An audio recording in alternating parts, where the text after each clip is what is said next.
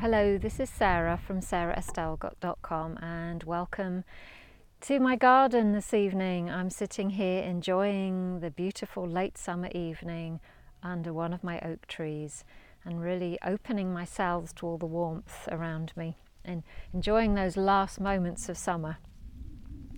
And as I sit here, what I'd like to talk to you about is the different versions of us that we have inside of ourselves, all of us have, and how we can all make different choices at different times. And my wish for you by listening to this is that you leave this conversation in a few moments' time choosing to listen possibly to a different part of yourself. So to make this really simple, I'm going to talk to about three different versions that we have inside us. We could make it more, but just for simplicity's sake, let's say three. So very often we start out before we decide on what we're going to do, before we start our healing journeys, we start out operating from a kind of child model, meaning that we don't know that we can make different decisions. Or if we do, it's mostly subconscious. And we look outside of ourselves, essentially, to gain the approval, gain the self-worth. And much of the time we're sort of copying, or we've already embodied what we were taught by our parents, by our school, and we don't really have any idea that it could be different. And then, and I'm talking to you as somebody who has been on a healing journey, if you're watching this, I'm pretty sure you have, as the adult you, the one that probably does a pretty good job of walking through her or his day and, gets on pretty well in life. But there's a part of you that's not quite complete. There's a part of you that's unsettled.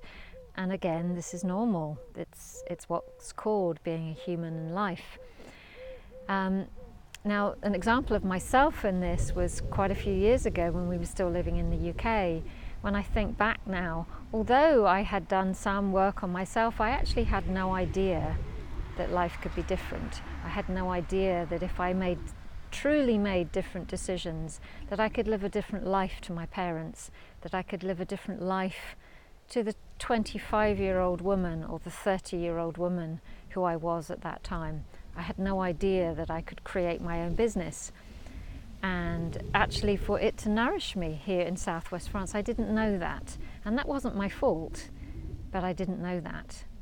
Now, luckily for me, and I hope luckily for you, you have also done enough of your healing work, or you're in the right place and the right time right now to know that there is another version of you, a future version of you. And that future version of you is already living the life that he or she wishes to live, is already bringing through the income that he or she desires, is already got the kind of clients, and is living the life, even if you're not wanting to have a business, but you're living the life and you have the freedom that you wish for. Now, what I find even now is that sometimes, much less than I used to, I still find myself operating from the first two versions of myself, usually from the middle version. And I've grown into my new life here, but I forget that there's more. There's always more. There's always more opportunities to grow, to have more freedom, to have more income, to have more fun, more love. The more, whatever you want to put after it, it all comes from the same place. It all comes from source. We just get to put that word, that noun after it. So what I wish to leave with you with today is that as you walk about your day after watching this, and for as long as you possibly can, I want you to tap into which person you are making those decisions about what to do next from, whether that's literally what to do when you finish watching this, or how to make the next decision in your business.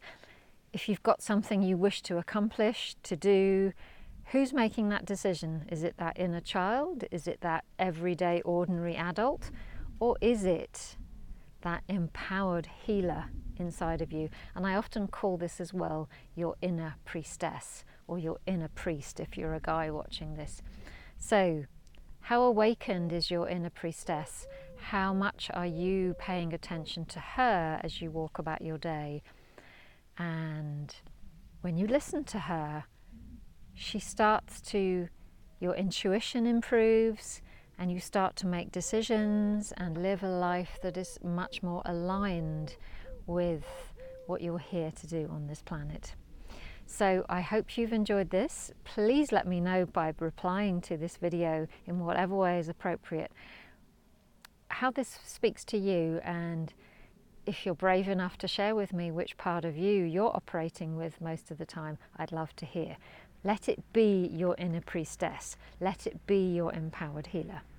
Okay, until next time. Bye-bye.